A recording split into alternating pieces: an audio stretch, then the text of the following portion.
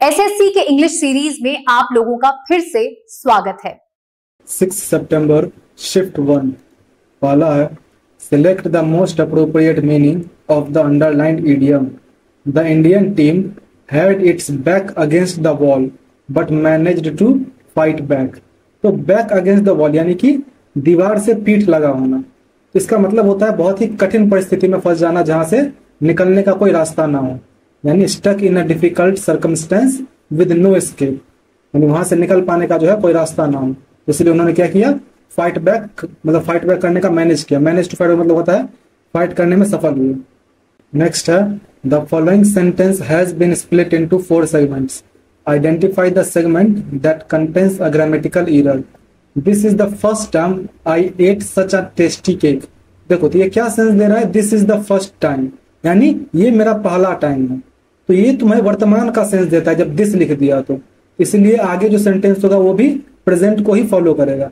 ये होना चाहिए तुम्हारा या तो this is the first time I am eating such a tasty cake, या नहीं तो I have eaten such a tasty cake. यानी कि या तो तुम इसे प्रेजेंट परफेक्ट में रख सकते हो या प्रेजेंट कंटिन्यूअस में।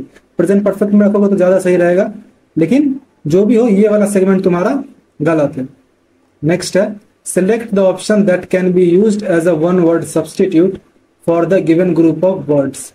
A lover of books, यानी जिसे किताबों से बहुत प्यार हो तो उसे कहते हैं bibliophile.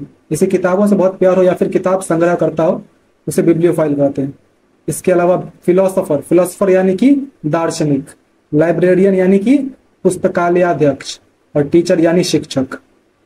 Select the most appropriate option to fill in the blank. Tom waited until blank to start working on his term paper but managed to finish it just in time. तो क्या बोल रहा है, but managed to finish it just in time, यानी किसी भी तरह उसने मैनेज किया कि उसे टाइम पे खत्म कर लिया। It means that मैनेज किया, मैनेज करना एक सेंस देता है कि तुमने बहुत मुश्किल से यह काम किया है। It means that उसने क्या किया होगा, बहुत लास्ट टाइम पे उसने स्टार्ट किया होगा। तो इसके लिए जो इडियम यूज करते हैं हम वो होता है द 11th hour, यानी कि उसने एकदम अंतिम क्षण पर अपने टर्म पेपर के लिए तैयारी करना शुरू किया लेकिन किसी भी तरह मैनेज कर लिया कि उसे टाइम तक खत्म करना, यानी ठीक समय पर खत्म करने में सफल रहा। इसलिए यहाँ पे द 11th hour हो जाएगा। इसके अलावा 12th hour, 13th hour, 10th hour जो है ये कोई इडियम है ही नहीं। Select the most appropriate synonym of the given word. Cordial, cordial का मतलब होता है दोस्ती यारी वाला, सौहार्दपूर्ण। तो इसका सिनोनिम हो जाएगा फ्रेंडली, यानी दोस्ताना। इसके अलावा अनफ्रेंडली यानी कि अमैत्रीपूर्ण, ब्रेव यानी कि बहादुर या साहसी, और अरोमेटिक मतलब होता है सुगंधित या खुशबूदार। Select the most appropriate meaning of the given idiom. Bigger fish to fry. तो बिगर फिश टू फ्राई का मतलब होता है कि मेरे पास इससे ज्यादा महत्वपूर्ण काम है। It means that having something more important to take care of, यानी किसी और चीज के लिए, मतलब किसी और अधिक महत्वपूर्ण काम को संभालना या निपटाना। नेक्स्ट है there is a spelling error in the given sentence. Select the option that contains the incorrectly spelled word. The hungry goblin scratched the grammar book with a feather. तो hungry goblin, यहाँ पर hungry की spelling गलत लिखी हुई है। goblin का मतलब होता है पिशाच यानी भूत। तो जो भूखा भूत था उसने क्या किया, तो ग्रामर बुक को स्क्रैच कर दिया अपने फेदर से, यानी अपने पंखों से। स्क्रैच मतलब होता है खरोंच दिया। इसलिए तुम्हारा ये सेगमेंट, ये वाला जो वर्ड है तुम्हारा हंगरी, ये गलत लिखा हुआ है। हंगरी की स्पेलिंग होती है HUNGRY, हंगरी यानी भूखा। Select the most appropriate option to fill in the blank. The rusty door made a blank screeching noise. Rusty door मतलब जंग लगा हुआ दरवाजा। तो जंग लगा हुआ दरवाजा किस तरह का स्क्रीचिंग नॉइज, स्क्रीचिंग नॉइज मतलब होता है तेज आवाज। तो किस तरह का आवाज वो निकालेगा, लो, सॉफ्ट, हार्श या स्मूथ। तो हार्श आवाज यानी कि कठोर आवाज निकालेगा। लो का मतलब होता है धीमा, सॉफ्ट यानी कि मुलायम या कोमल, और स्मूथ यानी कि चिकना आवाज। तो इन तीनों में से तो कोई होगा नहीं, हार्श करेक्ट हो जाएगा। देखो तुम्हें ये भी कभी कभी मान लो अगर ना समझ आए तो इस सेंस में भी देखा करो कि इन चारों में से कोई एक ही ऑप्शन सही है। इट मीन्स दैट 3 गलत भी है। तो अगर 3 तुम्हें समझ आ रहा है कि कौन से 3 गलत है तो इट मीन्स दैट 4th वाला सही होगा। Select the most appropriate option to fill in the blank. The tone of his voice seemed to blank that he knew more than he was letting on. तो उसके voice के tone से क्या समझ आ रहा था कि वो जितना बता रहा है उससे ज्यादा जानता था। तो इट मीन्स दैट उसके वॉइस से ऐसा लग रहा था। तो ऐसा क्या हो सकता है इसमें, इम्प्लाई। इम्प्लाई का मतलब होता है संकेत देना या इशारा करना। तो उसके आवाज का जो टोन था, उसके आवाज का जो लहजा था, उससे यह संकेत मिलता था कि वह जितना बता रहा था उससे अधिक जानता था। इसलिए यहाँ पे इम्प्लाई एकदम करेक्ट हो जाएगा। इसके अलावा इंसाइज मतलब होता है चिरा लगाना या काटना। इंटेंट का मतलब होता है इरादा। और इनकलकेट, इनकलकेट मतलब होता है मन में बिठाना। मेनली किसी विचार या फिर किसी आदत के संदर्भ में यूज किया जाता है। Select the most appropriate antonym of the given word. Enormous, enormous मतलब होता है बहुत बड़ा यानी विशाल। इसका एंटोनिम हो जाएगा टाइनी। टाइनी का मतलब होता है नन्हा सा, छोटा सा। इसके अलावा इन अपोजिट, इन अपोजिट का मतलब होता है बेमेल, जो कि मतलब मेल ना खाते हो, साथ में अजीब लगते हो। इररेलेवेंट, इररेलेवेंट मतलब होता है अप्रासंगिक। जाइगेंटिक, जाइगेंटिक मतलब विशाल काय, बहुत बड़ा। ये तो इनॉर्मस का सिनोनिम हो गया। There is a spelling error in the given sentence. The questioner appeared to be miserably designed। Miserably, तो इसमें मिजरेबली की स्पेलिंग गलत लिखी हुई है। मिजरेबली की स्पेलिंग होती है MISERABLY। ये जो यहाँ पे RA लिया हुआ है, यहाँ पे होना चाहिए MISERA, बीच में ई छुटा हुआ है। मिजरेबली, मिजरेबली मतलब होता है बहुत ही बुरे तरीके से, बहुत ही दयनीय ढंग से। इसके अलावा डिजाइन का, तो ये तुम्हारा ये गलत हो जाएगा। इसके अलावा डिजाइन का मतलब होता है डिजाइन किया गया। क्वेश्चनर यानी प्रश्नावली। और अपीयर्ड मतलब प्रतीत हुआ या दिखाई दिया। Select the most appropriate option to fill in the blank.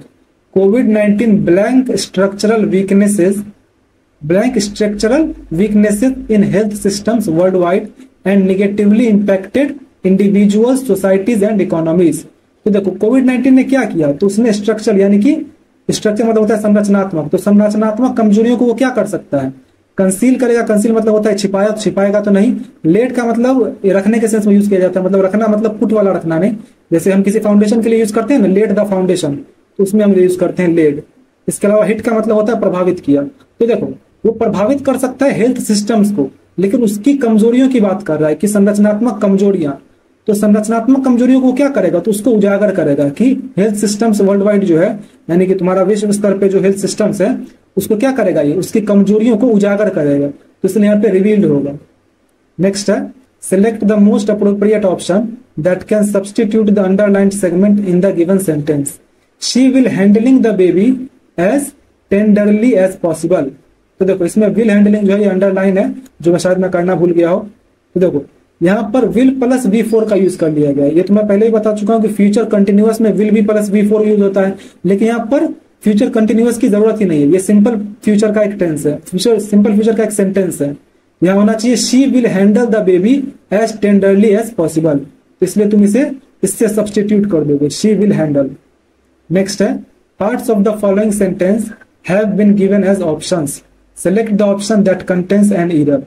A old woman suddenly laughed sounding just like an amused hen। तो देखो इसमें गलती कहाँ आ रही है कि a old woman बोल रहा है। old o से शुरू होता है, it means that vowel sound कर रहा है, इसलिए यहाँ पर एन होना चाहिए ना कि अ। इसलिए तुम्हारा ये सेगमेंट गलत है, होना चाहिए an old woman suddenly laughed sounding just like an amused hen। Select the most appropriate antonym of the given word. अनॉय, अनॉय का मतलब होता है किसी को तंग करना, परेशान करना। तो इसका एंटोनिम हो जाएगा ग्रेटिफाई। ग्रेटिफाई मतलब होता है किसी को खुश करना, किसी को संतुष्ट करना। इसके अलावा वेक्स, वेक्स मतलब होता है किसी को सताना या परेशान करना। इरिटेट मतलब चिढ़ाना या परेशान करना। और थ्रिल का मतलब होता है किसी को रोमांचित करना। 4 words of the following sentence have been underlined and given as options. All life depends on a healthy planet, but the interwoven systems of atmosphere, ocean, water courses, land, ice, cover, and biosphere, which form the natural environment. तो इन चारों में से किसकी environment are threatened by human activities? तो इन चारों में से किसकी स्पेलिंग गलत है ये तुम्हें बताना है। तो देखो इंटरवोवन एकदम सही लिखा हुआ है। इंटरवोवन मतलब होता है आपस में कनेक्टेड, आपस में बुना हुआ एक तरह से। थ्रेटेंड, थ्रेटेंड की स्पेलिंग इसमें गलत लिखी हुई है। थ्रेटेंड की स्पेलिंग होती है THREATENED। थ्रेटनेड नहीं होता है, थ्रेटेंड होता है। टी और एन के बीच में जो है ई आना चाहिए। थ्रेटेंड मतलब वो इसके लिए खतरा है। इसके अलावा बायोस्फीयर, बायोस्फीयर मतलब जीव मंडल, इसकी स्पेलिंग सही है। वाटर कोर्सेज यानी जल मार्ग, जैसे नदियां वगैरह, तो ये तुम्हारा इसकी भी स्पेलिंग सही है। Select the most appropriate meaning of the given idiom. A storm in a tea cup, यानी चाय की प्याली में तूफान। इसका मतलब होता है छोटी या मामूली सी बात पर बहुत ज्यादा हंगामा कर देना। उसको कह सकते हैं much excitement over something trivial. Trivial मतलब होता है मामूली सी या तुच्छ सा, तो तुच्छ सी बात पे बहुत ज्यादा एक्साइटमेंट कर देना, बहुत ज्यादा हंगामा कर देना। नेक्स्ट है select the most appropriate option to fill in the blank. Varun has to blank his studies for the sake of his ill father. तो अपने बीमार पिता के लिए वो क्या कर सकता है, तो अपने बीमार पिता के खातिर वो क्या कर सकता है अपनी स्टडीज को। तो यहाँ पर एक तुम्हें सेंस दे रहा है कि किसी भी तरह की पढ़ाई उसकी बाधित होगी, तो इसके लिए हम क्या यूज कर सकते हैं, तो सेक्रीफाइस यूज कर सकते हैं। सेक्रीफाइस मतलब होता है उसे अपनी पढ़ाई छोड़नी पड़ी या उसके अपनी पढ़ाई का बलिदान करना पड़ा, तो सेक्रीफाइस यहाँ करेक्ट हो जाएगा। इसके अलावा इमिटेट मतलब होता है नकल करना, रिवर्स यानी कि उलटना या वापस लेना, और अपलॉड मतलब होता है ताली बजाकर प्रशंसा करना। तो यहाँ सेक्रीफाइस एकदम करेक्ट हो जाएगा। Varun has to sacrifice his studies for the sake of his ill father. Next है parts of the following sentence have been given as options, select the option that contains an error. Vikram is very stronger than I am. तो यहाँ पर comparative degree की use की गई है, तो comparative degree के साथ जो एडवर्ब यूज किया जाता है तो वो हम वेरी नहीं यूज करेंगे, इसके बजाय हम मच का यूज कर सकते हैं, या फिर हम कुछ सेंस में जो है फार का यूज भी किया जाता है। हालांकि फार का यूज रेयर है, तो ज्यादा अच्छा रहेगा मच का यूज करो। तो जो भी हो, लेकिन वेरी स्ट्रॉन्गर जो लिखा हुआ है ये गलत लिखा हुआ है। वेरी स्ट्रॉन्गर, वेरी जो है वो स्ट्रॉन्गर के साथ नहीं यूज किया जाता है।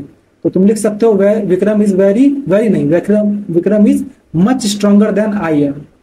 नेक्स्ट है select the most appropriate option that can substitute the underlined segment in the given sentence. You are always try with jump over the wall. तो देखो यू आर ऑलवेज कर दिया, इट मीन्स दैट तुम्हें पहले present continuous का बना दिया है, क्योंकि ये अंडरलाइंड है नहीं तो तुम इसे सब्सटीट्यूट कर नहीं सकते हो। इट मीन्स दैट ये जिस तरह से ये एज इट इज रहेगा, आगे में जो सेगमेंट है वो तुम्हें सब्सटीट्यूट करना है। तो ट्राई विद जंप, तो पहले तो आर लगा हुआ है तो पहले तुम यहाँ V4 लगा दो, तो हो जाएगा यू आर ऑलवेज ट्राइंग। अब ट्राइंग के बाद क्या हो जाएगा, जब ट्राइंग यूज कर लिया गया तो उसके बाद इन्फिनेटिव यूज किया जाएगा कि क्या करने की कोशिश कर रहा है। तो इन्फिनेटिव में हम 2 + V1 का यूज करेंगे, तो हो जाएगा you are always trying to jump over the wall. अब है कंप्रहेंशन पैसेज, तो एक बार पढ़ लो, अब क्वेश्चन देख लो।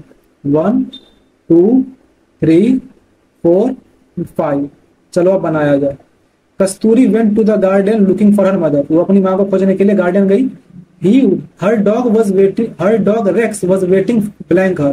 तो देखो किसी का इंतजार करने के लिए, किसी की प्रतीक्षा करने के लिए हम जो फ्रेजल वर्ब यूज करते हैं वो होता है वेटिंग फॉर, तो यहाँ फॉर आना चाहिए, तो हो जाएगा for. Her dog Rex was waiting for her. Kasturi picked up a stick and threw it. तो कस्तूरी ने क्या किया, एक स्टिक उठाया और उसे फेंका। Rex blank the stick and brought it back. तो रेक्स क्या किया होगा स्टिक को, तो उसे लाने गया होगा। तो चेजेस, थ्रोस, थ्रे या चेज्ड। तो देखो यहाँ पर तुम्हें शुरुआत से ही जो है पास्ट का सेंस दे रहा है। देख लो Kasturi went to, her dog Rex was, और कस्तूरी पिक्ड अप यानी कि उसने उठाया और फेंका, थ्रू इट। तो यहाँ पे रेक्स के साथ भी हमें V2 का ही यूज करना होगा, पास्ट का ही यूज करना होगा, तो हो जाएगा chased. Rex chased the stick and brought it back. Kasturi ran blank the house. तो कस्तूरी अपने घर के, क्या हो सकता है यहाँ पर एक प्रीपोजिशन यूज होगा, या तो घर की ओर भागी होगी, तो क्या हो सकता है इन, अराउंड, राउंड या about.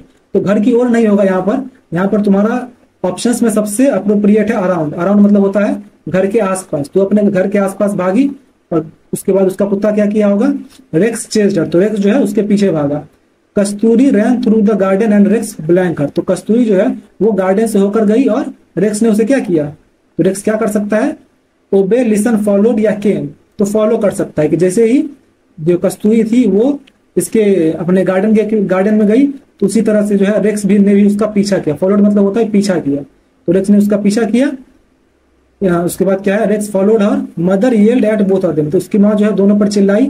She told them to stay blank of the garden. तो उसने क्या कहा कि गार्डन से क्या रहो, तो यहाँ पर आना चाहिए एक फ्रेजल वर्ब, तो स्टे यूज कर लिया गया, तो स्टे के साथ क्या आएगा, ऑफ, इन, फ्रॉम या आउट, तो आउट आ जाएगा। स्टे आउट जो फ्रेजल वर्ब है इसका मतलब होता है बाहर रहना। तो उसे बोल रही है कि बगीचे से बाहर हो या बगीचे से दूर रहो, तो यहाँ पर आ जाएगा she told them to stay out of the garden and play somewhere else. तो कहीं और जाके कह लो गार्डन से बाहर रहो। इस तरह ये कंप्लीट हुआ।